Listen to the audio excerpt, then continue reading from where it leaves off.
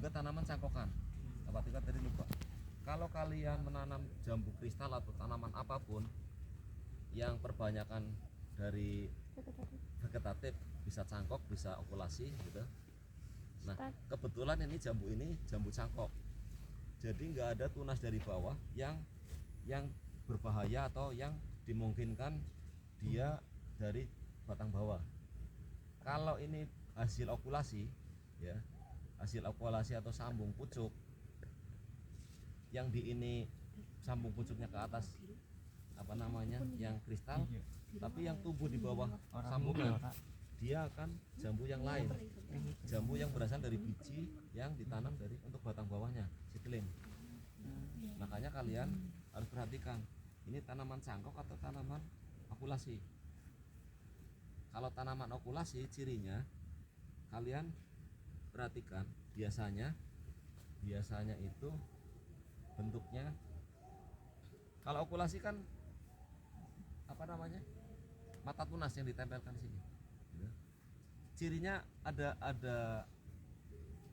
keratan atau bekas luka atau bekas sambungan, dan biasanya batang yang di bawah dengan yang di atas ada perbedaan, agak kecil yang di atas atau minimal nanti kita perhatikan ada mangga atau apa yang sudah tumbuh dari hasil okulasi atau sambung pucuk. Dia biasanya ada perbedaan kulit atau perbedaan ini. Kalau yang tumbuh yang di bawah sambungan harus dipangkas, karena nanti kalau yang tumbuh di bawah sini tunasnya dibiarkan, ini pastinya pertumbuhannya akan lebih cepat. Karena yang namanya tanaman okulasi atau sambung pucuk atau tempel ya, ini tanaman yang sebetulnya tanaman cacat sebetulnya. Jadi tidak sempurna, sehingga kalau tunas yang keluar dari bawah sini dia akan lebih sempurna, pertumbuhannya akan lebih cepat daripada yang di atas kalau ini tidak dimatikan. Sehingga kita harus kalau menemukan tanaman seperti itu, sudah tahu ini sambungannya ke atas yang mau kita pelihara, namanya yang kita okulasi ini ya jambu kristal. Kalau yang di atas ini jambu kristalnya, di bawah ini tumbuh tunas harus dipotong, misalnya ini harus dipotong. Kalau enggak nanti ini kalah pertumbuhannya. Makanya nanti orang bilang, oh mangle jebule jambu abang sore. Padahal memang ini dari batang bawahnya bisa jadi jambu dari biji merah atau apa jambu merah atau apa, atasnya kristal. Tapi kalau yang tumbuh yang di sini ini jambu kristal kan. Ini coba nanti kita perhatikan pertumbuhannya akan bagus ini nanti. Karena apa? Yang ini juga mestinya ini potong nih. Ini nggak apa-apa kita karena apa potong. Ini padang ininya kena matahari bagus. Ini tadi sudah dicangkuk ya, atas sudah, ini sudah, ini juga perlu dicangkok supaya nanti luas cabang lagi di sini. Nanti kalian yang karena kita mau mempertahankan ini ya, kita nyangkoknya di atasnya. Cepet aja ini kalau udah terampil gerak kira-kira aja gerak ambil tang, mana tangnya tadi?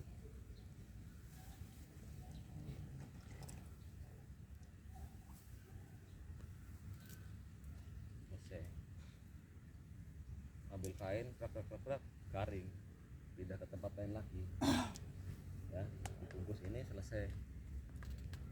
Ini tanaman ini. Nah sekarang kita cara menyeleksi ini ada namanya kutu putih ya, ini harusnya dibuang. Nah ukuran segini ini besok kita siapkan juga ini plastik apa ya, Bu? Plastik itu sih Pak, yang beras itu Pak. Oh yang beras. Sebetulnya jenis plastik ini juga segede ini pas sekali untuk bungkus. Nah jambu kristal yang sudah harus dibungkus itu ukurannya ini maksimal segini harus dibungkus ya, segini harus dibungkus. Kalau sudah segini sebetulnya sudah terlambat, ini bisa jadi ini sudah ditempeli atau ditaruhi apa sudah lalat buah pak. lalat buah. Contoh satu. Bawa sini.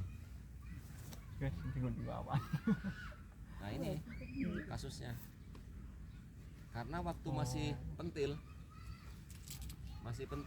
itu setelah terjadi penyerbukan ya sudah terjadi penyerbukan, dan kalau jambu ini masih agak bisa segede inilah, ini maksimal ya, karena ini keras, kemungkinan belum kena lalat buah, tapi sebaiknya lebih kecil lagi bagus ya. Intinya sudah berbentuk jambu berarti sudah terjadi penyerbukan, inilah yang kita bungkus sehingga nanti hasilnya nggak seperti ini. Ini karena si lalat buah itu nelur di sini, dan nanti setelah ini siap saji atau dimakan dia bernetas kayak larva maggot tadi. Jadi dalamnya nanti sampai keropos sehingga dirontok. Makanya ini mubasir nih sebetulnya, karena kita nggak bungkus. Gitu loh. Itu kasusnya sama dengan kebunnya Pak Tiko di sana ya. Pak Tiko nggak sempet ini bungkus, nggak ada orang yang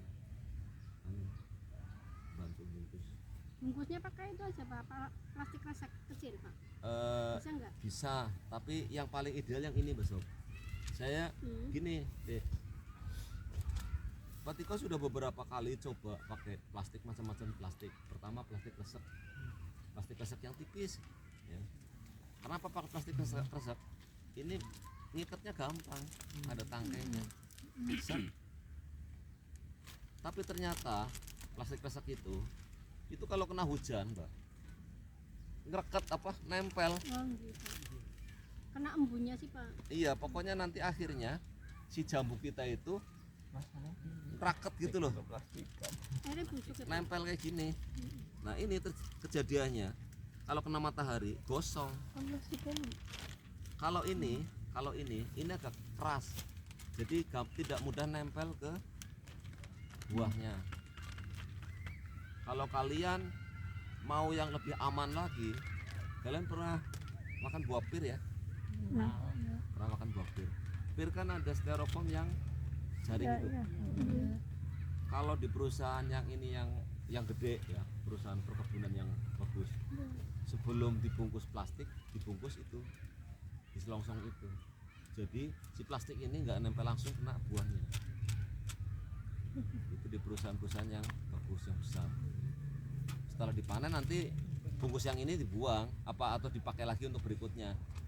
Baru nanti di packing lagi pakai itu lagi, dibungkus lagi pakai plastik yang krep itu loh, plastik yang tipis banget. Itu nanti di toko harganya bukan 15.000 lagi, dulu sekitar 25.000, 30. Pertama Pak Tiko nanam ini harga jambu kristal 45.000. 1 kilo isi berapa paling? Misal 1 kilo ini 200 gram, berarti isi 5. Waktu itu 45.000 Pak Tiko nanam awal jambu kristal itu harga 45.000. Hanya 5 butir. Coba berarti sebutirnya hampir 10.000 kan? Sekarang sih agak murah karena udah banyak orang nanam ini, dan ini gampang diperbanyak tadi. Cangkok gampang, ini banyak orang nanam sehingga harganya turun. Sejatuh-jatuhnya ini tetap harganya bisa 10 ribuan lah di tingkat petani. Masih dapat daripada kita nggak nanam sama sekali. Makanya kalau kita punya kebun, orang tuanya punya